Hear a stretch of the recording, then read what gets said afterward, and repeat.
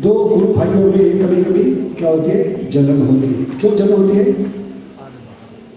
कि मुझसे ज्यादा मेरे गुरु भाई को सेवा मिल रही है, समझ गए? तो दोनों दो गुरु भाई, यशोदा के शरीर से निकलने वाला दूध और चूल्हे पे रखा हुआ गैयों का दूध, दोनों गुरु भाई हैं। तो एक आध्यात्मिक कारण आचार्य बताते हैं, हरीश्वरी जी क्या बताते हैं? दरवाजे बंद कर सकते हो? तो देखिए कितनी सुंदर तुलना की आचरण है। भौतिक कारण है आंच को बढ़ना, लेकिन आध्यात्मिक कारण क्या है? दो गुरु भाइयों में ईर्ष्या चल रही है। विशेष करके ईर्ष्या कौन कर रहा है? द्वेष कौन कर रहा है? जो चूल्हे पर दूध उफान रहा है, वो अपने गुरु भाई से ईर्ष्या कर रहा है। आज मेरा नंबर था दीपावली के दिन, लेकिन ये दूध मेरी सेवा को बर्बाद कर रहा है, इसलिए उसमें जलन होने लगी। और इस जलन में वो ज़्यादा तपने लगा। हम तड़पते कि नहीं, आग लगती कि नहीं अंदर? जब हमसे ज़्यादा किसको ज़्यादा सेवा मिलती है? हमारे गुरु भाई को, तो हम द्वेष करते हैं, ईर्ष्या करते हैं। इसलिए इस प्रकार उस दूध की आध्यात्मिक प्रगति को देख नहीं पा रहा था, उसको देखी नहीं जा रही थी आध्यात्मिक प्रति। फिर भी मटके से बाहर आकर बार बार झांक कर देखने का प्रयास करा है, यानी कि वो खुशी करने, क्या करने का प्रयास करा है? खुद खुशी करने का प्रयास कर रहा है। तो हरीश्वर बताते हैं, हरि मैया के शरीर के दूध से आसक्त देकर चूल्हे पे जो दूध रखा था वो तपने लगा, जलने लगा, और अग्नि में कूद कर खुशी करने का प्रयास। तो कहते हैं हरीश्वर जी, ये स्वाभाविक है कि इस भौतिक जगत में एक गुरु भाई दूसरे गुरु भाई की प्रगति देखकर जलता है। तो ये आंतरिक कारण बताए क्यों दूध ऊपर आ रहा था। तो इस भावना क्या है दूध की? क्योंकि दूध ये भौतिक जगत का नहीं, आध्यात्मिक जगत का। आध्यात्मिक जगत में हर एक वस्तु होती है, हाँ, व्यक्ति होती है, वस्तु नहीं, चीज नहीं। तो इस दूध की भावना क्या है कि भगवान का नाम लेने से ताप कम होते हैं, भगवान की कथा सुनने से। तव कथामृतम तप्त जीवनम। लेकिन यहाँ मैं भगवान का नाम छोड़िए, भगवान की कथा छोड़िए, खुद भगवान मेरे सामने है, फिर भी मेरा तपना कम नहीं हो रहा है। ये अद्भुत है। इसलिए वो क्या कर रहा था कि यह नाम स्मृतिम अपि अलम विदुलेते तनाप से प्रभोर अग्रे ताप उपेमी तद धिक। तो अपने आप को धिक्कार करने लगा। क्यों? क्योंकि मैं भगवान का नाम बदनाम कर रहा हूँ। भगवान का नाम कथा सुनने से साधु लोग क्या कहते हैं? सब प्रकार के ताप नष्ट होते हैं।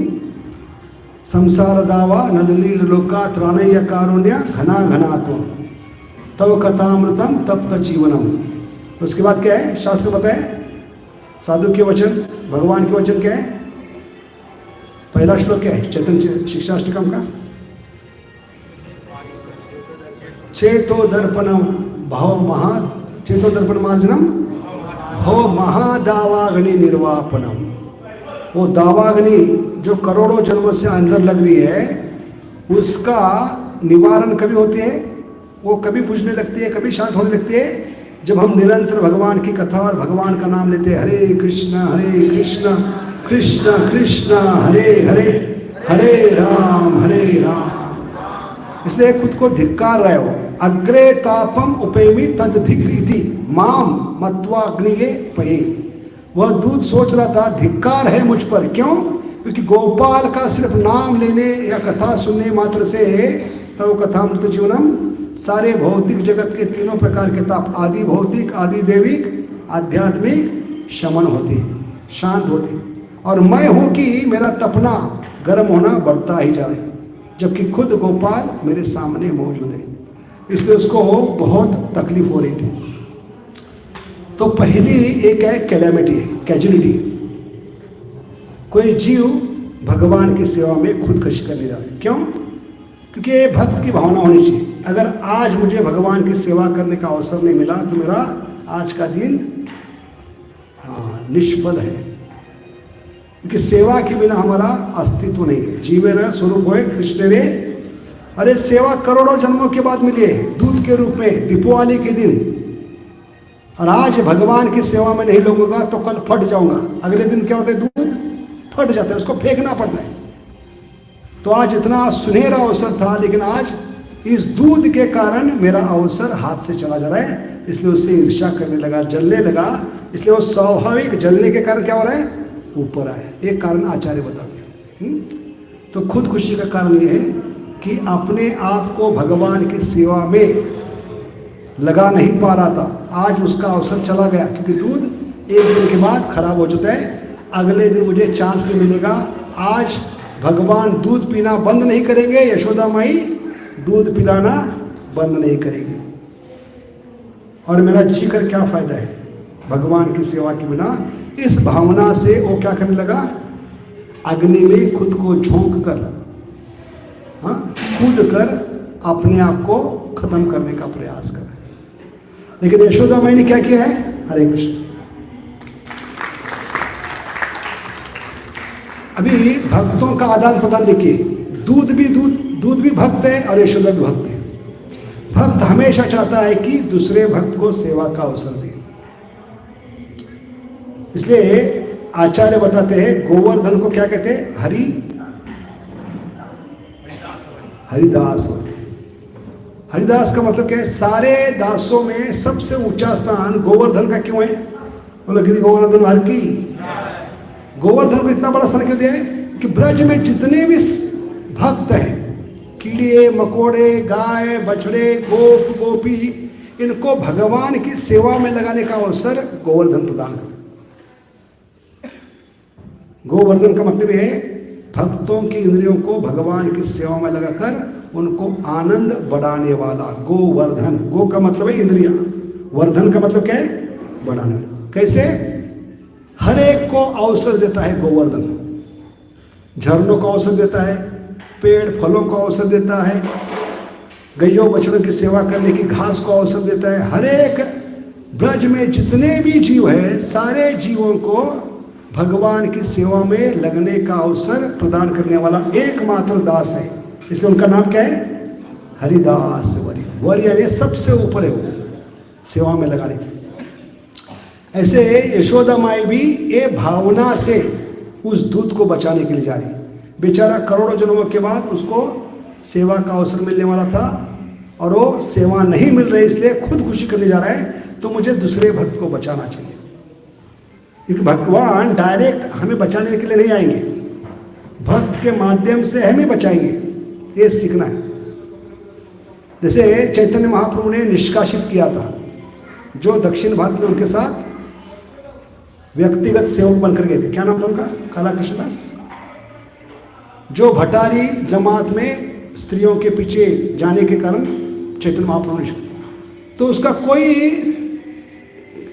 क्या नहीं था, कोई अवसर नहीं था, क्योंकि महाप्रभु ने हमेशा के लिए उसको निष्कासित किया सेवा से। मैं इनका चेहरा नहीं देखना चाहता, तो हमेशा के लिए उनकी सेवा चली गई। लेकिन एक भक्त है जिन्होंने फिर से काल कृष्णदास को सेवा में लगाया। कौन है वो, बोलो नित्यानंद राम प्रभु की। नित्यानंद राम प्रभु उस भावना में थे। भले चैतन्य महाप्रभु ने उनको त्याग दिया, सेवा से निकाल दिया, लेकिन इस भक्त को अगर सेवा में नहीं रखेंगे तो इसका जीवन व्यर्थ हो जाएगा, ये खुद खुशी करेगा। इसलिए उसको खुद खुशी से बचाने के लिए नित्यानंद प्रभु ने एक विशेष सेवा दी है। कौन सी सेवा दी है काला कृष्णदास को, हाँ, बंगाल में जाकर, क्योंकि जगन्नाथपुर में थे, बंगाल में जाकर अद्वैत आचार्य, सची माता, जितने भक्त हैं उनको दक्षिण भारत में क्या क्या हुआ, रोज का ब्यौरा, क्या क्या लीला की चैतन्य महाप्रभु ने, ये सारे बताने का अवसर उनको दिया। इस प्रकार उनको सेवा में रखा है। समझ गए? तो ये भक्त की भावना होनी चाहिए। भक्त क्या सुने, भले भगवान ने त्याग दिया, गुरु महाराज ने त्याग दिया, लेकिन वो उनका स्टैंडर्ड प्रस्थापित कर रहे हैं। क्या कर रहे हैं, उनका स्तर प्रस्थापित कर रहे हैं। लेकिन हम भक्तों क्या करना चाहिए, ऐसे भक्त को फिर से अवसर देने का प्रयास करें, क्योंकि गलती हर एक से होती है, गलती सुधारने का उसको अवसर देना चाहिए। ऐसे यशोदा माई क्या करिए, उस दूध को बचाने के लिए खुद जा रही है। तो ये सुंदर भावना है यशोदा माई की। क्यों? क्योंकि आज दूध नहीं रहेगा तो मिठाई कैसे बनेगी? कल दूध दही मक्खन कहां से मिलेगा? अगर इसको बचाऊंगी तो मेरी सेवा और बढ़ सकती है, मुझे और सेवा करने का अवसर ज्यादा मिल सकता है। इस भावना से उसको बचाने के लिए वो भगवान की सेवा को छोड़कर चली गई। जैसे देखते हम दशरथ के जीवन में भी, रामानुज जी के निजी सेवक थे दशरथी। तो दशरथी रामानुजाचार्य के लिए दूध उबाल रहे थे। वहां भी दूध उबालने की लीला है। रामानुज जी के जीवन में दूध उबाल रहे थे। सुबह सुबह वो अपने गुरु महाराज के लिए दूध उबाल रहे थे। और रामानुजाचार्य के आंगन से रंगनाथ जी की जो उत्सव मूर्ति है, बहुत ही सुंदर, उसको श्रृंगार करके शोभा यात्रा निकल रही थी। और इतना सुंदर श्रृंगार किया था, इतने सुंदर लोग नृत्य कर रहे थे। वो देखकर रामानुजाचार्य को रहा नहीं गया। उसने अंदर अपने निजी सेवक को क्या कर रहा था? वो दूध उबाल रहा, उसको आवाज दी, कहने लगे दूध बाद में उबालो, भगवान का इतना सुंदर शोभा यात्रा है, आके देख लो, दर्शन करो। तो उनके सेवक कौन थे? दशरथ। अंदर से कहने लगे आप तो अपने भगवान की सेवा में हूं, लेकिन मेरे भगवान आप हैं, आपकी सेवा छोड़कर मैं कैसे आ सकता हूं? तो ये भावना थी दशरथ की। लेकिन यहां पर यशोदा क्या करे? उस भक्त को बचाने के लिए भगवान को नीचे छोड़कर, क्योंकि कृष्ण अनुशीलन का मतलब है सिर्फ कृष्ण की सेवा नहीं, कृष्ण के संबंध में जो भी है उसको बचाने का प्रयास करना, ये भी कृष्ण की सेवा है। प्रभुपाद कहते हैं कृष्ण अनुशीलन, हर सेवा क्या होनी चाहिए? भगवान के संतुष्टि की होनी चाहिए। भगवान कभी संतुष्ट होंगे? उनके संबंध में जो भी चीज है उसको हम बचाने का प्रयास करें। भगवान के संबंध में जो भी चीज होती है उसको कहते हैं त्वदीय, कहते हैं। क्या कहते हैं? हाँ, इंग्लिश में क्या कहते हैं उसको? पैराफर्नेलिया। क्या कहते हैं? पैराफर्नेलिया। क्यों कहते हैं? भगवान को बहुत प्यारा है इसलिए उसको पैराफर्नेलिया कहते हैं। तो विशेष करके इस त्वदीय में सबसे बड़ा स्थान है भक्तों का। तो भक्तों के जीवन में जब समस्या आती है तो हमें उनको क्या करना चाहिए? मदद करना चाहिए, उनको खुदकुशी करने नहीं देना चाहिए। हमें हर प्रकार से प्रयास करना है उस जीव को बचाने का और फिर से भगवान की सेवा में लगाने का। ये यशोदा माई से सीख सकते हैं। इसलिए यशोदा माई भले भगवान की सेवा कर रही थी, लेकिन भक्त को बचाने के लिए गई, क्योंकि भगवान ने वचन दिया है उद्धव जी को 11वें स्कंद में, मुझसे बड़ी पूजा है मेरे भक्तों की, मद भक्ता पूजा अधिका भी। समझ गए? इसलिए प्रभुपाद के जीवन में आता है, ये मद्रास के हाईकोर्ट जज थे, उन्होंने प्रभुपाद को आमंत्रित किया था, लेकिन घर जाने के बाद उनको बिठा के रखा आधा घंटा 1 घंटा। तो बार बार उनके नौकर को बुलाकर पूछ रहे क्या करे, हमें बुलाया है, क्यों नहीं आ रहे? तो कहने लगे भगवान की पूजा में। तो भगवान की पूजा में तो प्रभुपाद उस तात्पर्य कहते हैं कि जब महान भक्त आते हैं तो भगवान की सेवा को साइड में रखकर उस भक्त का स्वागत करना चाहिए। अरे जन्निवास प्रभु ने करके दिखाया। प्रभुपाद का जो अंतिम समय था शरीर त्यागने का, उसके पहले एक बार वो आखिरी बार कहाँ गए?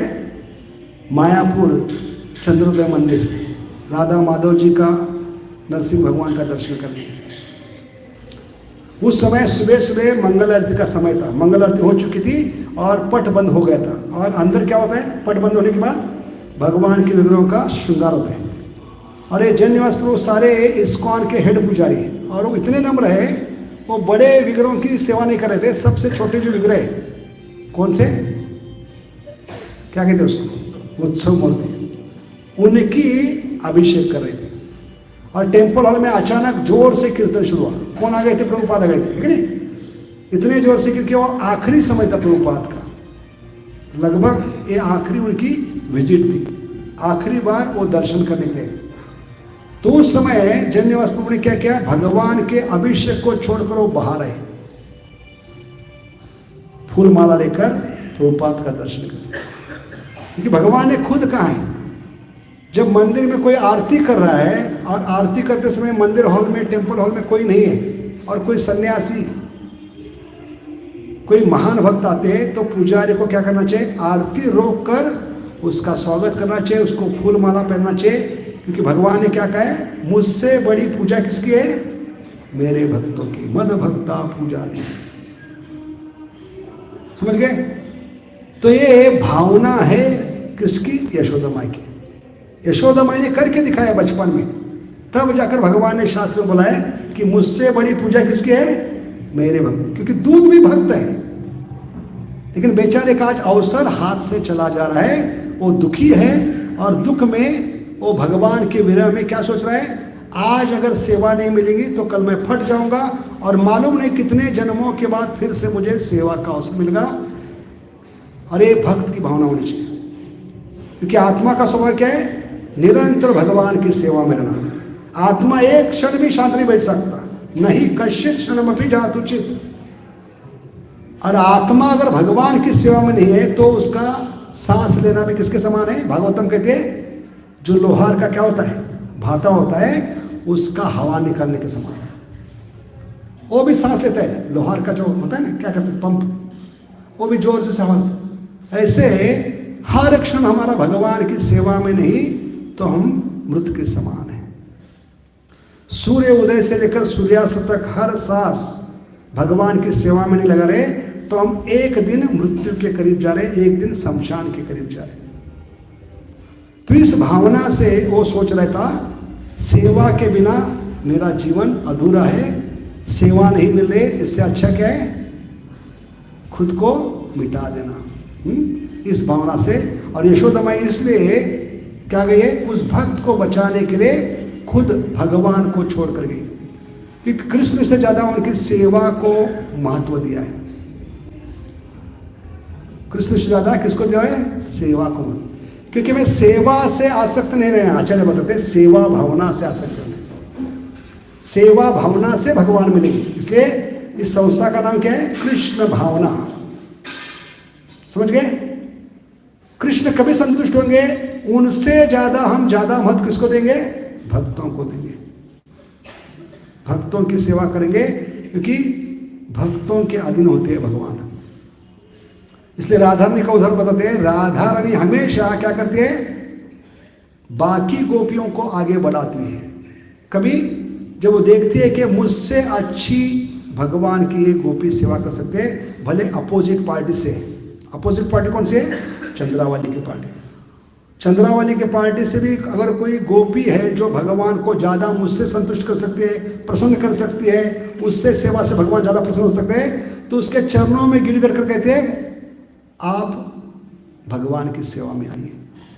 इस हद तक राधारानी जाती है। इस सेवा भावना से भगवान हमेशा राधारानी के साथ होते हैं। इसलिए हर विग्रहों के नाम में पहले नाम किसका आता है? राधारानी। किसी भी विग्रह का नाम लीजिए, बहुत कम विग्रहों के नाम हुए जहाँ राधारानी का नाम पहला नहीं आता है। राधा कुंज बिहारी, राधा दामोदर, राधा श्याम सुंदर, राधा गिरधारी, राधा गोपीनाथ, हर जगह राधा का नाम। क्यों? सेवा भावना। क्योंकि राधारानी की भावना है, जो यशोदा माई है भावना है, वो राधारानी से आती है।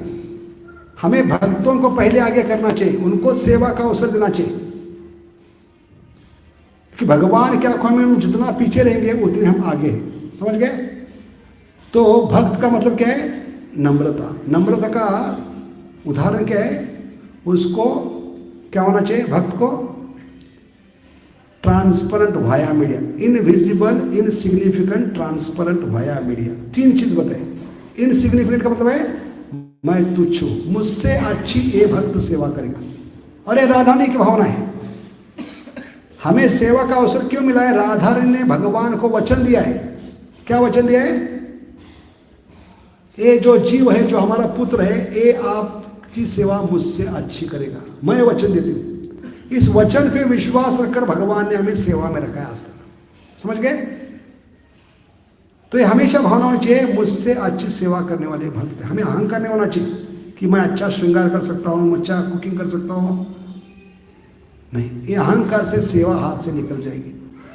नम्रता होनी चाहिए, कि मुझसे अच्छी सेवा करने वाले भक्त हैं, लेकिन भक्तों के कृपा से और भगवान की अनुकंपा से आज ये मुझे सेवा मिली है। जबकि नजफगढ़ में लाखों करोड़ों माताएं हैं, लेकिन आज भगवान का व्यंजन बनाने की सेवा भक्तों की कृपा से और भगवान की अनुकंपा से मुझे मिला है।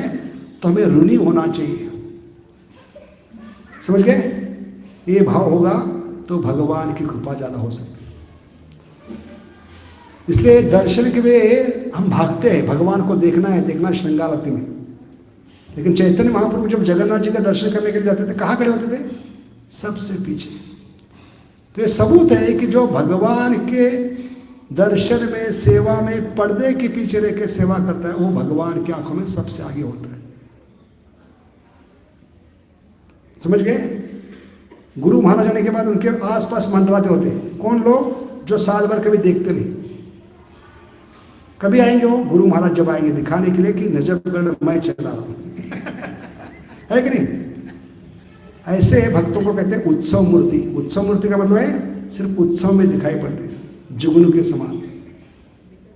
तो ऐसे लोग गुरु महाराज को या भगवान को इंप्रेस करने का प्रयास करते हैं, उससे इंप्रेस नहीं होंगे।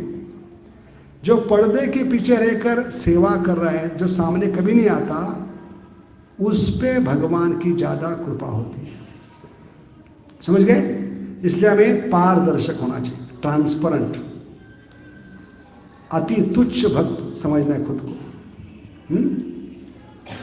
भक्त तो खुद को भक्त समझता नहीं, मैं भक्त बनने का प्रयास कर रहा हूं, ये नम्रता है उसकी। तो मैं तुच्छ हूं और क्या हूं? इनविजिबल। हमें पर्दे के पीछे रहकर सेवा करना है और दूसरों को हमेशा सेवा में लगने का अवसर देना चाहिए,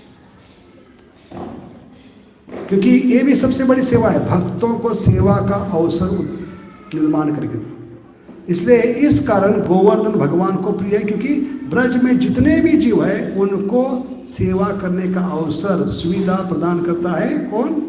गोवर्धन। इसलिए उनका नाम क्या है? हरिदास वर्य। तो उस भावना से यशोदा माई जा रही है दूध को बचाने के लिए। आज ये दूध बचाऊंगी तो दूध के कारण मुझे और ज्यादा सेवा करने का मौका मिलेगा। तीसरा कारण क्या था? भगवान से बड़ी सेवा है भक्त की। ऐसे महाराष्ट्र में भी पहली बार भगवान आए एक भक्त को मिलने के लिए, उसका नाम था पुंडलिक। क्या नाम था? पुंडलिक। तो गुजरात से पहली बार भगवान महाराष्ट्र में है अपनी द्वारका लीला करने के बाद। तो आए थे एक भक्त को मिलने के लिए, बहुत ही ऊंचे दर्जे के भक्त थे। उनके माता पिता भी बूढ़े हो चुके थे, वो भी वैष्णव थे, और अपनी कुटिया में जिसकी दीवारें गिरने के लिए आई थी, ईंट निकल रही थी, ऐसी कुटिया में वो माता पिता की खटिया में उनको सुलाकर क्या कर रहा था? चरण सेवा कर रहा था। तो सेवा आजकल के बच्चे करते हैं, है कि नहीं? लेकिन पहले जमाने में भी सेवा करते। फर्क क्या है फिर? पहले भी बच्चे सेवा करते थे, आजकल के बच्चे भी माता पिता की सेवा कर रहे हैं। पहले बच्चे संस्कार होने के कारण, चरित्र होने के कारण, संस्कार और क्या कहते हैं, चरित्र होने के कारण माता पिता की सेवा चरणों से शुरू करते थे। आजकल के बच्चे गले से शुरू करते, दबाओ क्या, दबाओ क्या। तो यह फर्क है। ऐसे चरणों की सेवा करते हुए वो अपनी झोपड़ी में माता पिता के साथ बैठे थे। तो दरवाजे पे कौन आए? झोपड़ी के भगवान कृष्ण, और कहने लगे आपसे बातचीत करना है, थोड़ा बाहर आ जाओ। तो पुंडलिक ने क्या कहा? हम होते तो तुरंत सेवा छोड़कर भाग जाते। उन्हें कहा कि ये सेवा मेरी चल रही है, मेरे माता पिता भी वैष्णव हैं, और आपने वचन दिया है। क्या वचन दिया है? मुझसे आपसे बड़ी सेवा किसकी है? भक्तों की सेवा। ये भी वैष्णव है, इनकी जब सेवा पूरी होगी तो आपका नंबर लगेगा। जैसे डॉक्टर के पास जाते हैं, बहुत सारे पेशेंट लाइन में खड़े बैठे हैं, अचानक अंदर घुसने का प्रयास करेंगे तो कंपाउंडर क्या कहेगा? आप लाइन में बैठिए, आपका नंबर आने के बाद आपको अंदर बुलाया जाएगा, तब तक बीच में उठना नहीं। ऐसे पुंडलिक ने क्या कहा? आप नंबर में हैं, क्यों में हैं? इनकी सेवा जब पूरी हो जाएगी आपको आपकी सेवा में हाजिर होगा। तो भगवान को दरवाजे पे खड़े होने के लिए उन्होंने ईंट फेंकी, उस ईंट पे भगवान कृष्ण खड़े हो गए। इसलिए महाराष्ट्र में वो किस नाम से विख्यात है? इट्ठल। विट्ठल का मतलब क्या है? जो भगवान ईंट पे खड़े हैं अपने कमर पे हाथ रखकर, बोलो विट्ठल देव की। तो ऐसे भक्त ने सिखलाया है कि हमें प्राधान्य किसको देना चाहिए? भक्तों की सेवा में। क्योंकि भगवान को तो देखा नहीं हमने, भगवान को जानते नहीं, लेकिन भगवान को प्राप्त करने का माध्यम है भक्त। भगवान के भक्तों के कृपा से ही हमारे जीवन में भगवान प्रकट हो सकते हैं। ना हम तिष्ठामि वैकुंठे ना हम योगिना मृतेश्वा यत्र गायन्ति मद भक्ता तत्र तिष्ठामि नारदा। तो इस प्रकार वो पहले दूध को बचाने के लिए गई, क्योंकि दूध भी एक भक्त है। चौथी भावना क्या है यशोदा की? मेरे शरीर का दूध तो काना के लिए, पूरा जीवन के लिए, लेकिन ये दूध तो एक दिन का है बेचारा, अगले दिन इसका नसीब फटने वाला है, दूध फटने वाला है, उसका नसीब फटने वाला है। मैं पूरा जीवन काना को अपने शरीर का दूध दे सकती हूँ, लेकिन इसको जो अवसर मिला है करोड़ों जन्म के बाद, ये शायद फिर से नहीं मिलेगा। इसलिए यशोदा माई ने अपना दूध पिलाना बंद किया और उस दूध को बचाने के लिए वो निकल पड़ी। तो कृष्ण अनुष्ठान का मतलब क्या है? सिर्फ कृष्ण की सेवा नहीं, कृष्ण के अवतारों की सेवा नहीं, कृष्ण से संबंधित जो भी वस्तु है उनकी सेवा हमें ध्यानपूर्वक करना चाहिए, उनको संभाल के रखना चाहिए। उसको त्वदीय कहते हैं। भगवान का करताल मृदंग जमीन पे नहीं रखना है। भगवान की गीता भागवत, भगवान के तुलसी पत्ता, भगवान की फूल माला यहाँ वहाँ फेंकना नहीं चाहिए, उससे अनादर होती है, उससे भगवान की कृपा नहीं होगी। क्योंकि वो सारे भक्त है भगवान के गुणगान में लगे हैं, भगवान की कीर्ति बढ़ा रहे हैं। समझ गए? जो भी भगवान के गुणगान में लगा है, सेवा में लगा है, वो भक्त बन चुका है। उस व्यक्ति का अनादर करने से भगवान की कृपा नहीं होगी। तो ये यशोदा माई सिखला रही है। तो भगवान गुस्से क्यों हो गए? कि मैं तो दूध का सागर छोड़कर आया हूं, क्षीर सागर, और तुम 1 किलो 2 किलो दूध बचाने के लिए मुझे छोड़कर जा रही हो। इसलिए गुस्से में आए और मटके को नीचे से फोड़ दिया। नीचे से क्यों फोड़ दिया? क्योंकि ऊपर पत्थर मारने से ऊपर का हिस्सा टूटकर गिर जाएगा, लेकिन दूध बिखरेगा नहीं। दूध दही कभी बिखरेगा? ये दूध दही कहाँ होता है? ऊपर नहीं होता है, नीचे होता है। सोचो ऊपर का हिस्सा खाली है, पूरा मटका भरा नहीं, तो पत्थर मारेंगे ऊपर तो क्या होगा? दूध न होने के कारण, दही होने के कारण ऊपर का टुकड़ा टूटकर गिरेगा, लेकिन दूध नीचे है वो ऐसा ही रहेगा। इसलिए भगवान ने क्या किया? गुस्से में जानबूझकर मटके के नीचे मारा है और वहां से पूरा बिखेर दिया है। तो सारे घर में क्या बिखर चुका है अभी? दूध दही मक्खन। तो भगवान को गलती समझ में आ गई कि मैंने बहुत बड़ा क्या किया है, ऐसा घिनौना कार्य किया जो यशोदा माई को बहुत गुस्सा देने वाला है। क्योंकि यशोदा माई सारे नौकरों को सेवा में लगाकर मेरे लिए खुद हाथ में सेवा ली। आज दीपावली का दिन है, इतना उसका काम पड़ा है और मैंने सब काम क्या कर दिया? चौगुना कर दिया। और जरूर माँ गुस्सा होगी, इसलिए अपने आप को बचाने के लिए हर कमरे में छुपने का प्रयास कर। लेकिन फिर भी यशोदा माई वहाँ कैसे पूछ रही है? क्योंकि आचार्य कहते हैं भगवान जब निकल गए तो नंगे पैर जा रहे थे, और स्वाभाविक क्या होगा?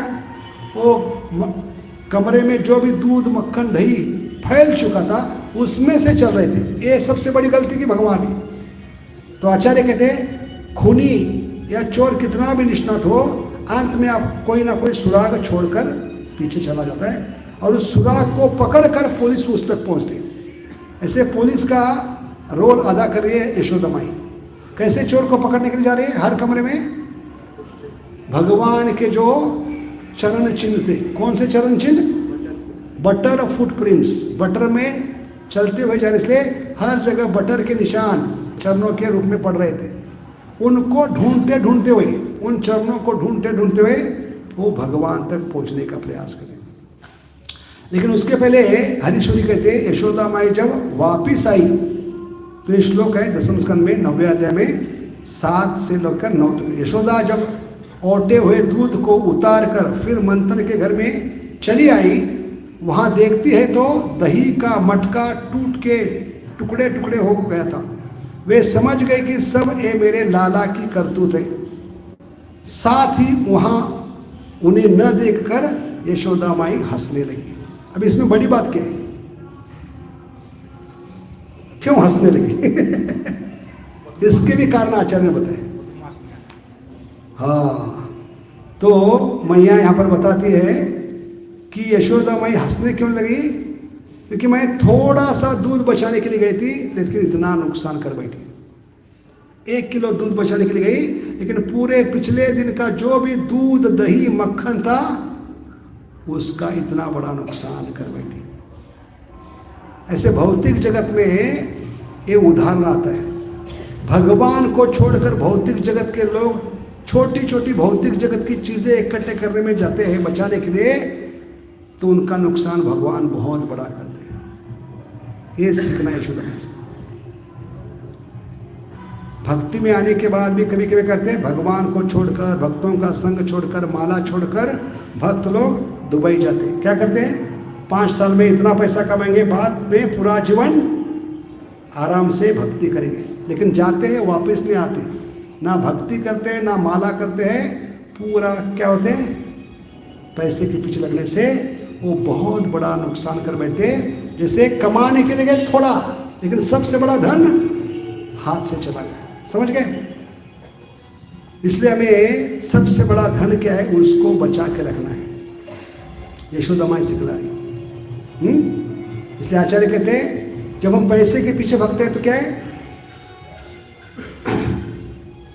मोर अर्निंग कहते हैं उसको। क्या कहते हैं, मोर अर्निंग।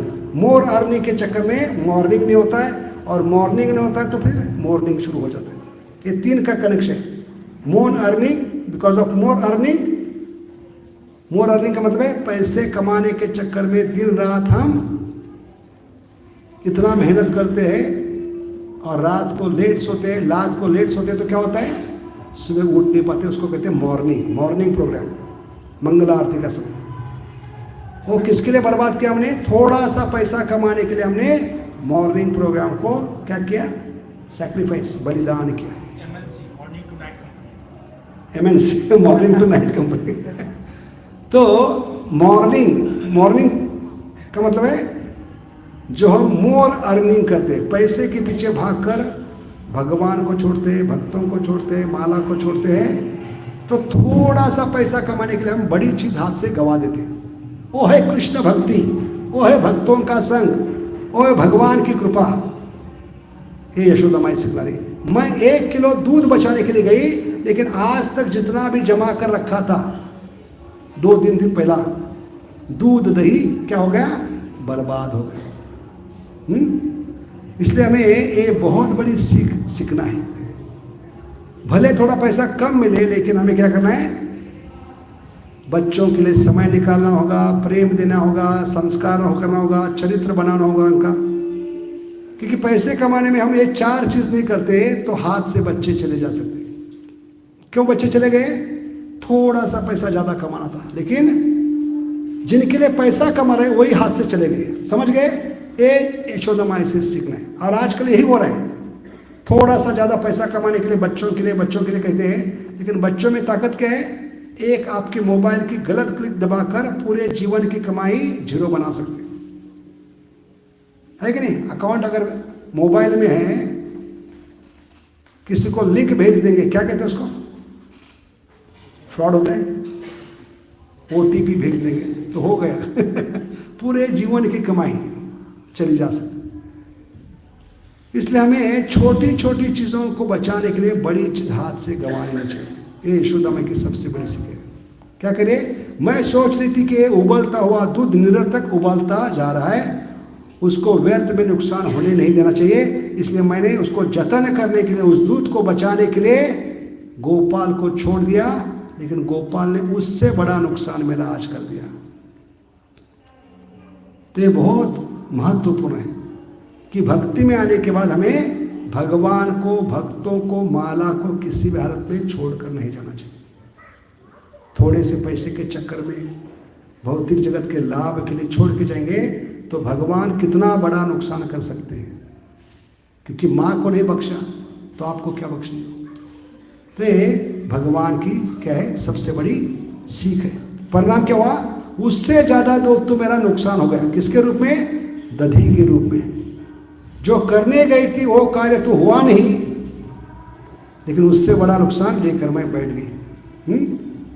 इसलिए ये दैव की गति क्या है, ये कितनी बड़ी दैव की विडंबना है, ये सोचकर माँ हंस रही थी। तो कितना सुंदर न्याय बताया तो, जैसे प्रभु जी बता रहे थे। कौन सा न्याय है? इसको कहते हैं वधु मास मापन न्याय। जैसे एक ब्राह्मण था, तो उसने किसी शास्त्र में पढ़ा था, द्वादश को ब्राह्मणों को राजमा दान में देंगे मुठ वोट भर तो ज्यादा फल मिलता है। इसलिए द्वादशी से उसने क्या शुरू किया? अपने हाथ से राजमा ब्राह्मणों को दान। तो बहुत सारे ब्राह्मण आने लगे और उसका हाथ भी बड़ा था। तो कहने लगे इतना नुकसान हो रहा है, अभी सोचा था थोड़ा थोड़ा बांट दो, थोड़े लोग आएंगे, लेकिन अभी लोग बढ़ रहे और मेरी मूड भी बढ़ी है। इसलिए उसने क्या विचार किया, ये दान देना है तो मैं अपने बहू के हाथ से दूंगी। वधु का मतलब है बहू। मधु माश मापन न्याय कहते हैं उसको। क्या कहते हैं? मधु माश, माश कह रहे राजमा, हाँ, मापन। तो उसकी दिमाग बहुत तेज काम करने लगी। मेरे हाथ से राजमा थोड़ा ज़्यादा जाए, मेरी छोटी बहू है, इसके हाथ छोटे हैं, उसके हाथ से दूंगा तो थोड़ा माल बचेगा, ज़्यादा लोगों को मैं दे दूंगा। इसलिए ये दान देने के लिए उसको किसने बिठाया? अपने वधु। लेकिन क्या हुआ? नुकसान ज़्यादा होगा। क्योंकि प्रॉब्लम क्या था, वो जो बहुत ही खूबसूरत थी, उसको देखने के लिए कई भिखारी आने लगे। समझ गए?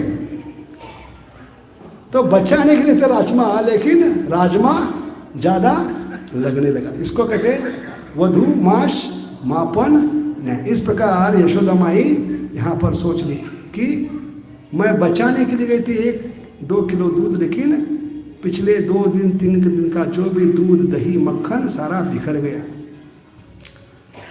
तो यहाँ पर हरीश्वरी एक श्लोक में जो भी आज तक हुआ है सब लीला बता रहे। भगवान आए, मैया से दूध मांगा, मैया ने दूध पान करने के लिए भगवान को गोद में लिया, बीच में भगवान को अतृप्त छोड़कर चली गई और भगवान ने तोड़ फोड़ कर नुकसान किया। और भगवान अभी भाग रहे, उसके पीछे मैया भाग रही। तो इसमें बताते रहे, क्या बता रहे कि जीवन में अगर कोई मुझे संतुष्टि देता है तो वह बहुत ही बड़ा फल प्राप्त करता है। भगवान बता रहे भगवान को अधूरा छोड़कर बीच में छोड़कर मत जाइए। भगवान क्या बता रहे? आपके जीवन का अंतिम लक्ष्य है मुझे संतुष्ट करना, सम सिद्धि हरितोषणम। उस कार्य में लापरवाही मत करो, बीच में छोड़कर मत जाओ।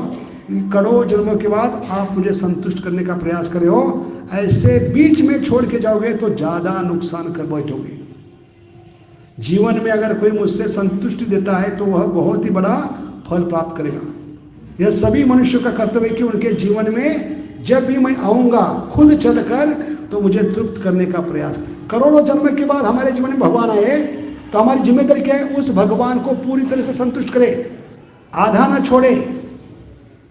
ऐसे half knowledge is always dangerous. ऐसे भगवान को अतृप्त छोड़ेंगे तो ज्यादा उत्पात मचा सकते। इसलिए जप करते समय किसी भी हालत में जप माला छोड़कर नहीं जाना है। जो भी करना है या तो जप के पहले या जप के बाद। तो भगवान ने जैसे यशोदा के घर में उत्पात मचाया, हमारे जीवन में उत्पात मचा सकते हैं, ये भगवान बतला रहे। तो यहां पर करे मैं खुद चल कर आता हूं, लेकिन अगर बीच में मुझे कोई छोड़कर चला जाता है तो उसके जीवन में मैं फिर से क्या कर सकता हूं। लेकिन आगे क्या कहते हैं? लेकिन वही भक्त फिर से मेरे जीवन में आता है। जैसे यशोदा में फिर से आई है, बता रहे क्या बता रहे? यशोदा ने हमेशा के लिए भगवान को नहीं छोड़ा है, थोड़ा डाइवर्शन लेकर वो भक्त फिर से भक्ति में आता है तो मैं जरूर उसके जीवन में क्या करता हूं? उसको सहायता करता हूं। जैसे यमुनाचार्य जी को बचपन में 5 साल में जब आधा राज मिला तो भगवान को पूरी तरह से भूल गए थे, लेकिन भक्त के माध्यम से भगवान ने उनको वापस लिया। कौन भक्त थे उनके? जिन्होंने यमुनाचार्य को फिर से भक्ति में लाया, उनके दादाजी। दादाजी का नाम क्या? नाथ मुनि। नाथ मुनि के शिष्य कौन थे? हाँ, नहीं गोष्ट बोली।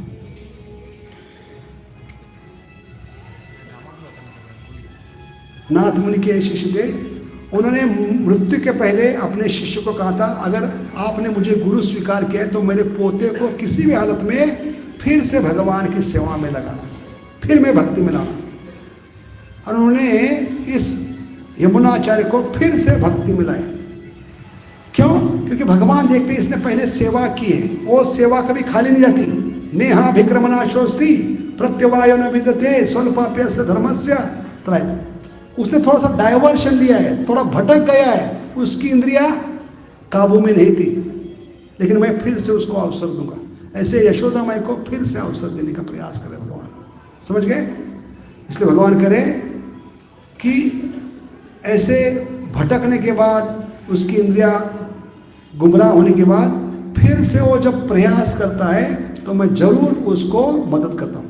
इसलिए आचार्य कहते हैं जब भक्ति में गिरे हैं तो भक्ति को छोड़ना नहीं।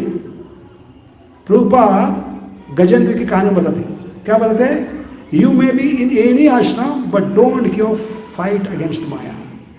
ये प्रभुपाद को हमें क्या करते हैं? भक्ति में गिरने के बाद हम ज्यादा रोना धोना करते हैं, ज्यादा हम रिपेंटेंस को क्या कहते हैं? पश्चाताप। भक्ति repentance should lead to increase in devotional service. Prabhupada लिखते हैं उस पर। हमारा क्या है? हम जब पश्चाताप करते हैं, कुछ गलती करते हैं, तो हम भक्ति कम करते हैं, भक्तों के पास आने का प्रयास नहीं करते, उससे दूर रहने का प्रयास करते हैं। उससे माया आपको और दूर ले जाएगी। भक्ति में गिरे तो स्वीकार करो, सुधारने का प्रयास करो। प्रभुपाद कहते हैं first step in reformation is to accept the mistake. कोई भक्त सुधारने का प्रयास करे, उसका लक्षण क्या है? उसने स्वीकार किया है मैंने गलती की है। गलती स्वीकार करना ये पहला कदम है सुधार में। जब तक गलती स्वीकार नहीं करोगे तब कैसे सुधरोगे आप? इसलिए भक्तों के संग में आकर अथॉरिटी को बताओ, ये मुझसे गलती हुई है, मैं फिर से गलती नहीं करूंगा, आप लोग मुझे फिर से सेवा दीजिए, तो अथॉरिटी जरूर देगी। समझ गए? इसके बदले हम क्या करते हैं? मुंह छुपाने के लिए हम दूर भागते हैं, और वो ज्यादा फिर क्या होती है? माया को अवसर देता है, हमें माया और अंदर अंदर खींचती जाती है। इसलिए प्रभुपाद कहते हैं अगर जमीन पे गिरे हो तो कैसे उठोगे? आसपास कोई कुर्सी नहीं, टेबल नहीं, कोई दीवार, कोई चीज नहीं उठने के लिए, कैसे उठोगे? गिरे हैं जमीन पे तो कैसे उठेंगे? जमीन का सहारा ही। ऐसे भक्ति में गिरे हो तो भक्ति का सहारा लेकर ऊपर उठो। हरे कृष्णा कृष्ण कृष्ण हरे हरे, हरे राम इसलिए भगवान करे हर पद पर कदम पर वो जो मेरी और तरफ लेगा उसको मैं सुलभ हो जाऊंगा। ये भगवान का वादा है। तो भगवान अभी क्या किए? आंगन से भाग, घर से भागकर अभी आंगन में है और बंदरों को क्या खिला रहे? मक्खन खिला रहे। तो पे आचार्य कहते हैं भगवान कौन है? पहले ओरिजिनल रॉबिन हुड। कौन है? Robin hood. रॉबिन हुड का मतलब क्या है? जो अमीरों को लूटकर गरीबों में बांटता है, उसको रॉबिन हुड कहते हैं। ऐसे पिक्चर के हीरो क्या करते हैं? बड़े बड़े लोगों को लूटकर गरीबों में बांटते हैं। ऐसे भगवान कौन है? Original robin hood. उन्होंने क्या किया? ब्रज के सबसे अमीर व्यक्ति को लूटा है। सबसे अमीर व्यक्ति कौन है? नंद महाराज। तो अपने बाप को ही लूटकर सबसे गरीब बंदरों को बांटा है। इसका कारण क्या है? पिछले अवतार में वो बड़ा भंडारा नहीं कर पाते बंदरों को, जिन बंदरों ने सीता मैया को ढूंढने में और रावण को पराजित करने में मदद की थी, उन बंदरों को वो खुद क्या कर रहे? मक्खन बांट रहे हैं। मक्खन क्यों खिला रहे?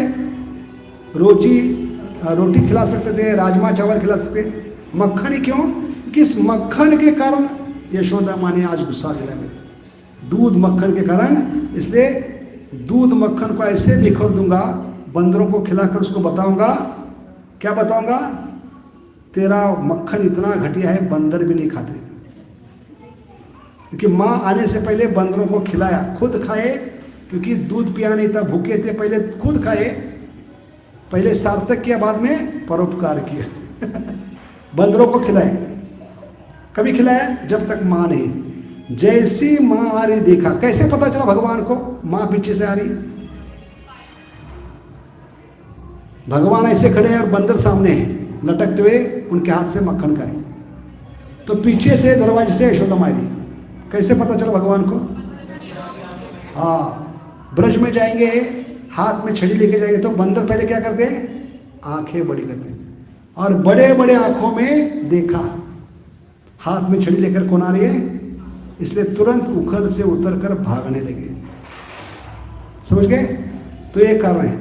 लेकिन यहाँ पर आचार्य बताते हैं भगवान का जो उदार स्वभाव है वो छोड़ा नहीं भगवान ने। कब नहीं छोड़ा? विशेषता क्या है?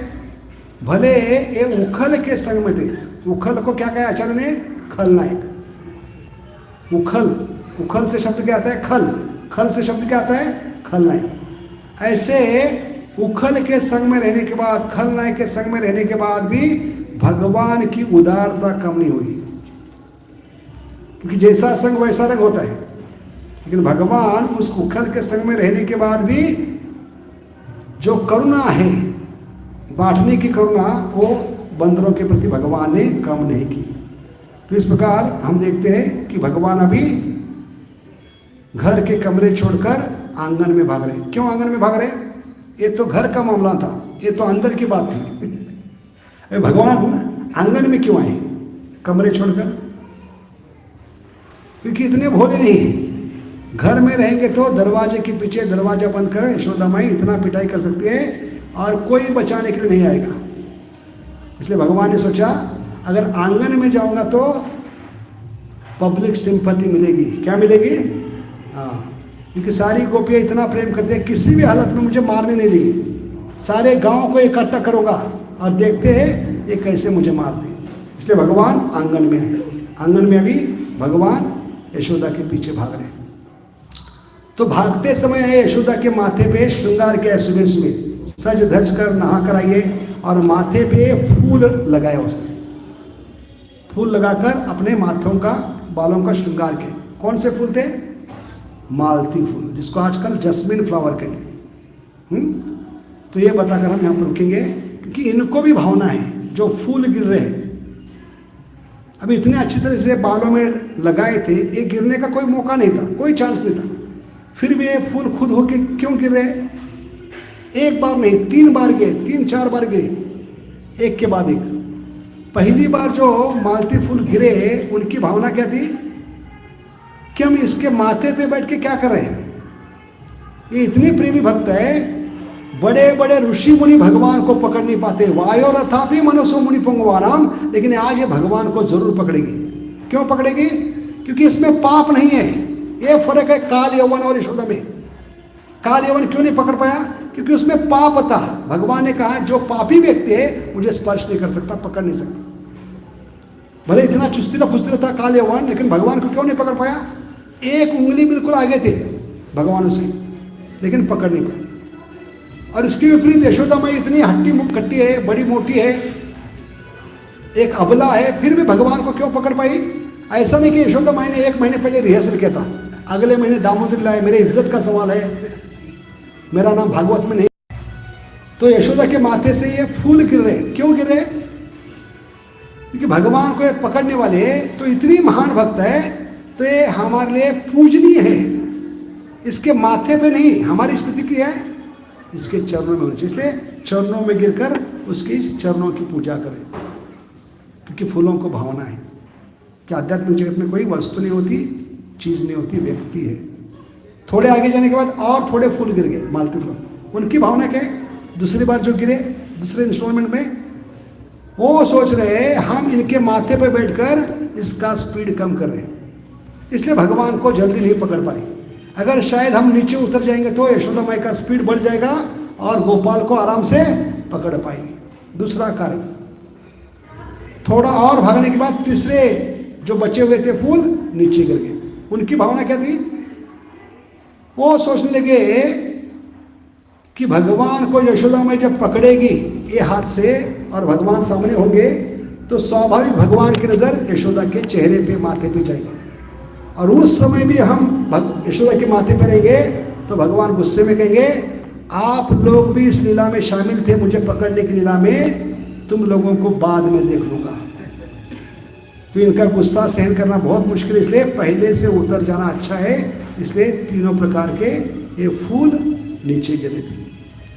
तो इसमें अद्भुत क्या है, आचार्य कहते हैं ये फर्क है भौतिक जगत और आध्यात्मिक। ऊर्ध्वमूलम अधःशाखम या निशा सर्वभूतानि। आध्यात्मिक जगत में भक्त भगवान को पकड़ने के लिए भागते हैं, और भौतिक जगत में जो भगवान आते हैं तो जीवों को पकड़ने के लिए भागते हैं। ये फर्क है। इसलिए भागवतम का ये अंतिम श्लोक बताकर यहाँ पर हम रुकेंगे। 11वां स्कंद 5वां अध्याय 34वां श्लोक। त्यक्त्वा सुदुसच सुरेपसित राजलक्ष्मी धर्मिष्ठ आर्य वचसा यदगारण्यम माया मृगम दैत्यस्तम अनुधावत वंदे महापुरुष ते चरणारविंद। बहुत सुंदर श्लोक है। इस श्लोक में तीनों अवतारों का वर्णन किया है। एकमात्र श्लोक है भागवत में। रामायण से राम जी का वर्णन, कृष्ण लीला से कृष्ण का वर्णन, और चैतन्य चरितामृत से ये तीनों अवतारों का वर्णन एक श्लोक में है। त्यक्त्वा, त्यक्त्वा का मतलब है सब कुछ छोड़कर, त्याग कर। किसको त्याग कर? राजलक्ष्मी। तो भगवान राम जी अयोध्या का ऐश्वर्य त्याग कर किसके पीछे भागे? सीता मैया को ढूंढने के लिए जंगल में भागे। समझ गए? ऐसे भगवान कृष्ण भी कौन सा अरण्य छोड़कर भागे? वृंदावरण्य छोड़कर हम जीवों को बचाने के लिए भागे। और चैतन्य महाप्रभु कलयुग में आते हैं तो किसके पीछे भागते हैं? जीवों के पीछे। किसके लिए? उनको जबरदस्ती भगवान का नाम देने के लिए, राधा रानी की कृपा देने के लिए भागते हैं। इसलिए तीनों श्लोक, ये तीनों अवतारों का वर्णन इस श्लोक में किया। अन्वधावत का मतलब है भगवान आध्यात्मिक जगत में भगवान के पीछे कौन भागते हैं? भक्त लोग भागते हैं भगवान को। जैसे यमुना किनारे कौन भाग रहे हैं भगवान को पकड़ने के लिए? सारे ग्वाल बाल। जैसे ही भगवान वृंदावन में प्रवेश करते हैं यमुना किनारे तो श्लोक आते हैं। भागवत में क्या है? अहम पूर्वम अहम पूर्वम। उस श्लोक में आचार्य बताते हैं प्रभुपाद कि भगवान के पीछे आध्यात्मिक जगत में भक्त लोग भागते हैं भगवान को पकड़ते। लेकिन भगवान जब भौतिक जगत में आते हैं उनको अपनी भक्ति देने के लिए, अपना नाम देने के लिए, अपनी कृपा देने के लिए ऐसे जीवों के पीछे भागते हैं। तो ये फर्क है आध्यात्मिक और भौतिक जगत में। तो अभी हम इस कथा को यहाँ पे विराम देंगे, और अभी इसके बाद क्या होगा? दामोदर अष्टकम। अगली बार जब आएंगे तो इसको हम आगे बढ़ा सकते हैं। बहुत बहुत धन्यवाद। हरे कृष्णा। बोलो श्री श्री राधा दामोदर भगवान की, यशोदा दामोदर भगवान की। तो एक चीज बताना भूल गया, कलयुग में चैतन्य महाप्रभु क्या देने के लिए आए? भगवान का नाम। इसलिए भगवान का नाम क्या है कलयुग में? गौर नारायण। तो भगवान जब कलयुग में आते हैं तो हम लोग उस नारायण को छोड़कर लक्ष्मी के पीछे भाग रहे हैं। और लक्ष्मी किसके पीछे भागते हैं? नारायण। और कलयुग में नारायण कौन है? गौर नारायण। और गौर नारायण हमारे पीछे भाग रहे हैं। एक कलयुग का अनोखा रिले है। रिले में क्या होता है? एक आदमी बैटन लेकर, हाथ में छड़ी लेकर भागता है, और दूसरे के हाथ में देता है, दूसरा भागता है, तीसरे के हाथ में देता है। ऐसे कलयुग का तमाशा क्या है? हम मूर्ख लोग पैसा करके कुछ बचाने के लिए लक्ष्मी के पीछे भाग रहे, लक्ष्मी नारायण के पीछे भाग रहे, और नारायण हमारे पीछे भाग रहे। ये अनोखा तमाशा है। इस श्लोक में आचार्य बताते हैं। बहुत बहुत धन्यवाद। हरे कृष्णा। बोलो श्री श्री राधा दामोदर भगवान की, श्री श्री यशोदा दामोदर भगवान की, दामोदर लीला की। हरे कृष्णा। क्योंकि भगवान को मानना हमारे बस की बात नहीं, इसलिए हमने बंधन की लीला बताई नहीं। भगवान को बंधन की लीला अगली बार प्रयास करेंगे। हरे कृष्ण। कोई प्रश्न है, कोई शंका है? पिछले 8-10 साल से, 8-10 दिन से हम सुनते आ रहे हैं। कुछ शंका है, कुछ प्रश्न है तो पूछ सकते हैं, प्रयास करेंगे। क्योंकि हमारे वचन नहीं, ये सारे आचार्यों की टीका है। हरीश्वरी उनकी टीकाओं पे बहुत सुंदर किताब लिखा है हमारे हरि पार्षद। उनकी टीकाओं को लेकर हमने काफ़ी चर्चा की 15-20 दिन। बहुत दिल को स्पर्श कर रहे। इतना मेरा संस्कृत ये नहीं है परफेक्ट, इसलिए श्लोक बोल नहीं पा रहा, लेकिन भावार्थ बताने का प्रयास किया मैंने। ठीक है, तो एक किताब आप लोग पढ़ सकते हैं, इसमें बहुत सुंदर टीका है। इसका पहला भाग आ चुका है, दूसरा भी आया कि नहीं? पहला भाग आया, क्या नाम है? भागवत भक्ति रसायन उस किताब का नाम है, ऑनलाइन मिलेगा आपको, बहुत सुंदर टीका है। लेकिन इसमें दामोदर लीला अभी तक नहीं है, सातवां अध्याय पूरा हुआ है। तो हर कदम पर भगवान ने ऐसा ही क्यों किया? हर कदम पर वो प्रश्न पूछते हैं हरीश्वरी, और प्रश्न के माध्यम से वो 3-4 श्लोक बताकर हर चीज का कारण वो स्पष्ट करने का, और बहुत ही दिल को स्पर्श करने वाली उनकी टीकाएं। तो कम से कम एक बार पढ़नी चाहिए उनकी टीकाओं को, बहुत सुंदर टीकाएं। और भविष्य में जब दूसरा भाग आएगा तो उसमें दामोदर लीला भी होगी, क्योंकि पहले 7 अध्याय पे टीका भी आई है पहले भाग के रूप में। क्योंकि हरीश्वरी जी ने कितने श्लोक लिखे? 6500 कुछ तो श्लोक लिखे। हाँ, भगवान की जो बाल लीला है उस पर ही टीका की। हाँ, जब तक वृंदावन भगवान थे उसके ऊपर लीला किया, और बहुत को दिल को स्पर्श कर। जो भी आपको आनंद आया वो उनकी टीकाओं का आनंद है, हमारा कुछ नहीं, हम उच्चिष्ट बांध रहे हैं। हरीश के चाह उच्चिष्ट हरिप्रसाद जी ने, हरिप्रसाद जी का उच्चिष्ट हम आपको बांट रहे हैं। ठीक है, हमारी कोई योग्यता नहीं इसमें। लेकिन जितना भक्तों के संग में टीकाओं को चर्चा करते हैं उतना भगवान की कृपा हमें लीला के माध्यम से हो सकती है। ठीक है, तो कोई प्रश्न नहीं? हाँ, यस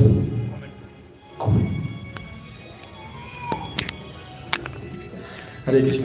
अभी जैसे आपने भागवतम के 11वें स्कंद से उल्लेख किया, त्यक्त्वा सुतुष्टस्य सुरेक्षिता राज्यलक्ष्मी श्लोक, इस श्लोक को जैसे तीनों अवतार में हम वो कर सकते हैं, श्री कृष्ण लीला में भी, रामलीला में भी और चैतन्य गौड़ लीला में भी आपने बताया। तो इसका व्याख्या ऐसा ही भागवतम में भी। इसको एक और देखिए, अभी दामोदर मास चल रहा है, और इसका जो है इसको राधा दामोदर के साथ भी जोड़ा गया है कि भयासी के प्रभु ने बुक लिखा है राधा दामोदर विलास, उसके जो प्रीफेस है ना, प्रीफेस या इंट्रोडक्शन में शायद क्या नाम है, जो रविंद्र स्वरूप प्रभु शायद उन्होंने लिखा है, बहुत सुंदर लिखा। बोले कि ये श्लोक मेंशन किया, बोले ये तो है ऐसे तीनों अवतार।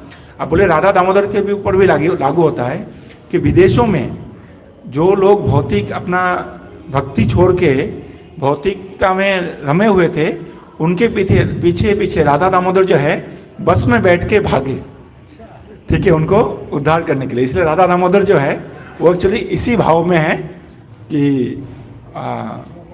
जीवों को उद्धार करने के लिए। तो बहुत सुंदर उन्होंने लिखा है।